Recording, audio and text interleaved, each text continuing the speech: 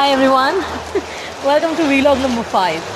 I'm sure you're enjoying the weather just like I am with a hot cup of coffee. Let's start the week with an interesting story which I read. The story is about a king with one eye and one leg. So he was a very kind man, a very intelligent king. He ruled the kingdom, and one thought struck his mind: why not get a portrait made? So he wanted to get his painting made. He never had a portrait made. So he summoned all the artists in the kingdom. He summoned all the painters and asked them to create a beautiful painting of his. But the twist in the tale was, all the artists and all the painters were confused. The king had ordered to create a beautiful portrait, but the king had only one leg and one eye. They couldn't understand how they could hide his weaknesses or his disability. So everybody declined his offer politely or made certain excuses. After a lot of tests and trials, there was one artist who said, "Majesty, I am ready to create a beautiful painting of yours, and I'm sure you would love it." The king was pleased. The king agreed.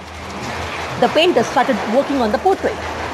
After a few days, he came in the court to show the result or to show the painting. And all the courtiers and all the painters were awaiting to see the result. That how could he make a beautiful painting of a king who had only one leg and one eye? They were damn sure that the king would be angry, lose his patience, and punish the artist. But lo and behold, they were all startled to look at the results.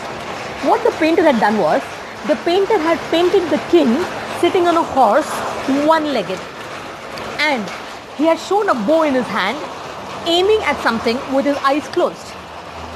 So the painter had beautifully hid his weaknesses, his disability.